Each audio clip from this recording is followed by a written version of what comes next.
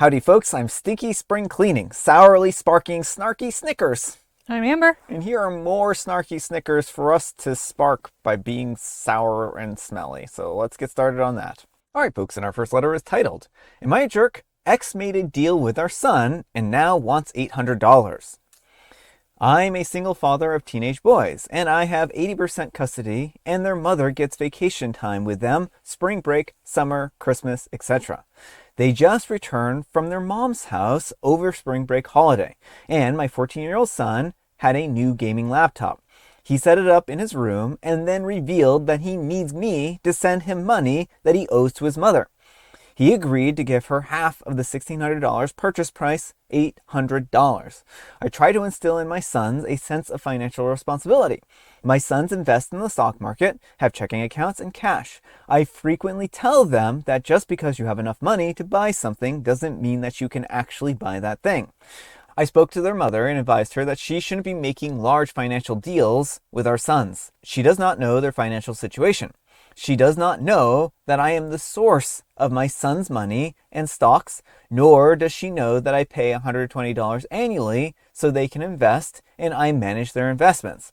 My son plays Roblox on the computer, and we have 3 other computers here that will run Roblox no problem. He doesn't need a new $1,600 gaming laptop. Am I the jerk for telling my ex-wife that she can give the computer to my son as a gift, or I'm sending it back to her home via UPS? All right, folks, what do you think? Yeah, OP, it sounds like this money is supposed to be your son's to do with as he wants. I understand wanting to teach your child financial responsibility, but isn't this a great way to teach him it? Like if he takes the money out of his accounts and pays for the computer with it, then that's a financial lesson right there. Well, I mean, I do understand where OP is coming from here a little bit, because like if they are paying their children some amount of money to invest per year and they're using that money as an investment, I can understand why they would be discouraged when this money is getting treated like it's a piggy bank, right? And there can be some complications with taking out money from the stock market, like tax, burdens, and then also like, just you might not have it in a place where like maybe you're actually losing money on the stock and stuff like that. So I do understand like that might actually be like a little bit more tricky than just to be like, oh, here's $800 from a checking account, right? I think that maybe they should be communicating a little bit better so that they can understand like what the financial situation is, and then OP should also make it clear what this money is for, so that the kids don't get the idea that this is money that they can actually spend. Maybe this is like an account that he wants them to have when they turn 18 or something like that. But they should also have the ability to manage their own finances to some degree if he wants them to learn financial literacy. So, maybe having them have their own separate fund money that they can actually save up if he's very worried about having the stocks and other accounts as investment accounts. Well, because I think it is one thing to have like, a separate investment accounts for children. But if he's telling them that this is money I'm giving you, and he's putting it straight into the stocks and not letting them remove it, then it's not really their money at the end of the day. And so I think he needs to get clear with himself. Is he actually giving them money, or is he holding a stock portfolio for them? Well, I mean, this is a lot like a trust, right? And that's how I was kind of viewing it, is like trusts are, something where you can have that money, but it's kind of doled out in either increments, or it's held for a very long time before it's kind of given over to the, trustee. Well, but I guess it depends on how it's framed. Like if he's telling the kids actively, oh, you have this much money, then no, they don't have that much money. No. Not in their bank accounts. And so I think that he does need to clarify for the purpose of this, like what is the goal of this money and whether the kids actually have it in their possession right now or not, because they might be under the impression that, oh, I have plenty of money, I can do whatever I want here, right? So more communication all around is really what I would say here. I think that OP has a right to be concerned, but I also think that the kids, if they think they have a certain amount of money in their accounts that they can actually spend, then I think that they should also be allowed to spend that money to some degree, right? But I would also be curious, like, why the kids went to the mom to ask for a new computer too, right? So like, if they have 3 computers at home that work just fine, then what is this other computer going to be doing around the house, right? Is it just more e-waste that's going to get, thrown into a landfill somewhere, which is unfortunate because a lot of electronics do just end up in landfills. So I do get OP's concerns here, but I think like they do need to clarify where all these bounds lie and whether or not this is the money that the kids have access to right now, or if this is a trust-like entity where this isn't money that they actually can spend. So, and if they don't have any spending money, then I think he also needs to set it up so that they can get some kind of spending money, right? But let me know what you folks think. So anyhow, take care and good luck. And OOP North says, this is unclear. Is he asking you for $800 from you, or is he asking for help in transferring $800 of his money? These are very different situations. And OP replies, true, I should have been more clear. It is his money. But the money is from me giving allowances, and I spend time and my own money managing the investments. The issue is I try to instill a sense of financial responsibility, and I want my sons to not make massive purchases on unnecessary items. They have several electronic entertainment devices, and I don't want more of them in the house. Plus, buying a $1,600 laptop when you have 3 other laptops that are perfectly adequate is irresponsible. So I think that kind of is where I have an issue with it, is because it sounds like he is, presumably the kids are like doing chores or something, like, so they're working for this money and being told it's their allowance, but then they don't actually have access to it. Yeah. Well, also, how old are these kids? Are we talking like 8? Well, he says they're teens, and Oh, one are of they them's teens? 14. Oh, so. I see. I couldn't remember the ages. And extension by 3764 says, responsibility really only comes in if your son has the ability to respond.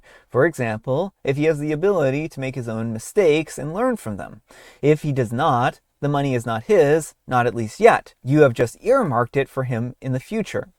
My reading is that your son is under the belief that he is able and has the freedom to choose how to spend it, and will feel fooled if he discovers that indeed he does not have that. I think you're the jerk if you don't let him do it. By the way, I really understand the frustration that money is fungible, and taking it from him feels like taking it from you. I also understand the worries that this is a purchase that he might not care about later. Your son is too young to have a good, effective forecast. But the point is that it makes a good lesson. Let him make the mistake with $800 so that he doesn't make it with $800,000 in the future. Whichever way you go with this, I hope you all the best and for you and your son. And OP replies, he asked me for our gaming computer dozens of times, and I've told him no, you have enough electronic distractions. I mean, I think the commenter makes a really important point. Like, as a kid, I was pretty good at saving money, but I would still, have my eye caught by shiny things at the mall. And then I spent $20 on a shirt that I wear a couple of times, and then I would just feel bad about it. And it was an important lesson. If I had never been allowed to spend money, then I might have gone overboard. But it's, having the guilt when you're young over realizing this wasn't a great purchase is a really, really important thing before you get out into the world where you're making a salary that you can spend. And Odd Instruction 519 says, so it's basically invested and not ready to be pulled out? And OP replies, it's $300. Between that, his checking account balance, and the cash on hand, he has like $900. Oh, he doesn't even have a whole lot of money then. It's like he just spent all of his money on this laptop. So, well, I mean, easy come, easy go, I guess, right? I mean, it would be a good lesson in the long term. It might be just the kind of lesson that he needs, and that like, oh no, you spent all your money on this, you don't have money. And if he sees their siblings have more money than them, then it might make them feel like, oh, I made some bad decisions here. All right, folks, and our next letter is titled, Am I a Jerk for Refusing to Follow My Landlord's Rules About My Boyfriend Visiting?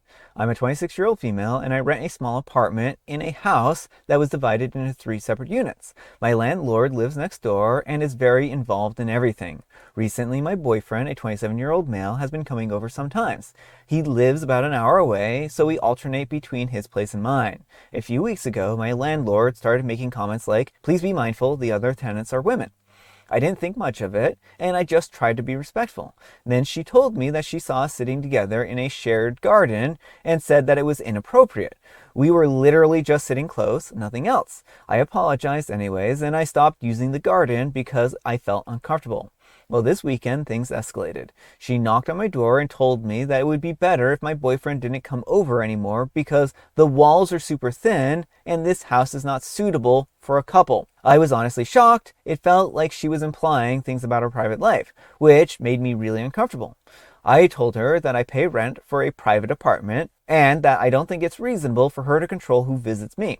She got upset and said that I was being inconsiderate to the other tenants and creating an unhealthy environment. Now she clearly is annoyed with me and barely speaks to me. I might be the jerk here because I refused to follow her request and didn't try to compromise, even though the walls are thin and maybe it could bother others. At the same time, I feel like it's crossing a line. Am I the jerk for refusing to follow her rules? All right, folks, what do you think? Not the jerk. You are a tenant. Now, sometimes tenancy will, like places will have rules about how many times a partner can stay overnight. Because if they stay over too much, they're basically another tenant in the apartment. Yeah, legally. Yeah. But if he's just visiting during the day, it's none of her business. She needs to butt out.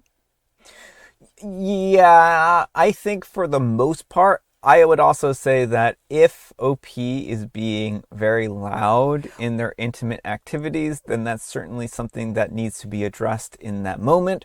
I don't think, though, the landlord has the right to say your boyfriend can't visit ever. I do think the landlord has the right to say your lease says that you can have him over 14 nights a year at most, and then that's that, right? Yeah. Well, and if there are noise issues, like that's Yeah. the importance of noise ordinances, so you can tell people, like, 'cause, yeah, when you do live close to other people, you do have to be mindful of how much noise you're making. But hopefully there's something in the lease that would specify noise levels and what's acceptable. Yeah, and if she is making her other roommates uncomfortable, maybe the other roommates are going to the landlord to be like, hey, things are a little uncomfortable in the apartment. Can you say something to OP, right? So it really depends on who this is from, because if the roommates are like, he's making us very uncomfortable, they're screaming at the tops of their lungs during their intimate hours, and it's making the life kind of miserable, I could understand them being like, hey, can you say something to them, right? But if this is more like the landlord is just nosy, and it seems more on the nosy side, and the reason why I say it seems more on the nosy side is OP and their partner were sitting out in the gardens, and suddenly that's a problem. So Yeah. it seems like maybe she's just kind of picking for the sake of picking. I mean, she may just not like having men around. And, you can choose, like, I don't know what kind of rules there are around, gender of occupants and whatnot, but you cannot exclude people from having guests over as a landlord, generally speaking. Like, unless they are specifically violating tenets of the lease, Yeah. like staying over too many times or being too loud, Yeah. then, like, you have to let your tenant live their own life. Yeah, and I mean, like, again, I think what the biggest thing here is the lease. If the lease says you can't do it, then OP can't do it. But if it's not in the lease, then the landlord needs to kind of back off and mind their own business. But let me know what you folks think. So anyhow, take care and good luck. All right, folks, and our next letter is titled, Am I a Jerk for Keeping My Pants On? This happened a few weeks ago, and we ended up debating it in our group chat again today, so I thought that I would come here for a definitive answer. I'm a 24-year-old male, and I went on a hike with my friends, all guys around my age. There were 4 of us, and we are not experienced hikers, but we are all athletic, so we figured that we would be fine. Anyways, one thing that we didn't account for was how muddy it would be, and by the time we got back to the car, the bottom halves of our pants were all messes. The friend who drove us here is very particular about his car and immediately said that he did not want us muddying it up. He took off his pants and put them in a bag in the trunk and said that he was going to drive home in his boxers to not mess up the car. The other 2 guys followed suit. They looked at me and I said I wasn't comfortable with doing that. And they said that we're all guys here, but I just said that I didn't feel comfortable not being dressed. And before you guys say boxers are just like bathing suits, I was wearing boxer briefs, which are a lot tighter. It was also laundry day, so I didn't really want anyone else to see what pair I was wearing. I refused, so of course the car got a little muddied. I offered to pay for the cleaning, but my friend said that it's not about the money, and I could have saved him time and a headache by just not wearing the muddy pants in his car. Am I the jerk? Edit, the underwear was clean. I don't wear dirty underwear. It was just embarrassing. And edit, since it's apparently relevant, since it was a laundry day, I was wearing Spider-Man boxer briefs that I didn't really want other people to see. All right, folks, what do you think? I don't think Opie's in the wrong for not wanting to take his pants off. Now, was there any way to cover the sheet? Like, they talk about having bags, but they could be like backpacks, which wouldn't be, but like if they had plastic bags, there may have been a better way to cover the seat. But I think the key thing is, there's two parts. One, OP did offer to cover the cleaning. And two, you shouldn't have to take your clothes off if you're not comfortable. Yeah, I mean, OP offering to clean the car, I think, was a perfectly reasonable compromise here. I know that the friend might be a bit annoyed by that, but it's not like OP muddied up the car, jumped into a mud puddle, rolled around in the back seat, and then said, "Too bad, so sad, that's your problem now," right? OP also happens to be a Labrador in this scenario. I think that the friend, if they don't want their car getting messed up, then maybe they need to be not volunteer to drive people out to a hiking place. If they're the only one who can drive, then maybe renting a car or an Uber or something like that might be a better option for them, so that their car doesn't get, muddied or dirty or anything like that. Because hiking can be a very dirty endeavor, and if you're bringing along if you have a very particular car that you want to keep very clean, then you might not be able to maintain that standard of cleanliness if you and your friends are constantly going hiking. Certainly. Oh, there might be issues with renting a car and whatnot, because you'd still be on the hook for cleaning it. Yeah, sure.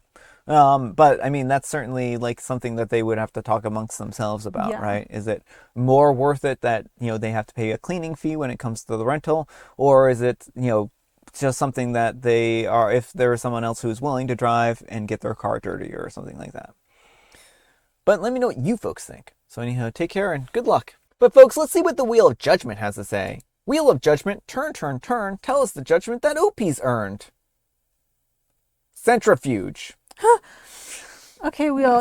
The wheel is power tripping. I was gonna say that exactly. Well, maybe they mean like the clothes need to get washed and then run through Dried a in the centrifuge. centrifuge. Something like that. I don't know. All right, folks, it is tea time. Grab your beverages of choice. I've got some tea right here, and Amber, she has a joke. What has 4 tires and flies? A garbage truck. Yep.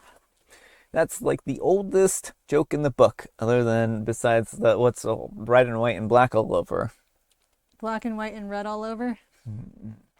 Whatever your version of the joke is. And I have Earl Grey. All right, folks, that's all the time we have for today. Thank you so much for watching. Happy Terrific Tuesday, spelled TWO. Amber, we need some kind of moral advice and or guidance, and please have it on financial responsibility. It's important to let kids learn financial responsibility by managing small amounts of money before they are given large amounts of money. Yeah, probably a good idea. But thanks so much for watching, and we'll see you all tomorrow. Bye!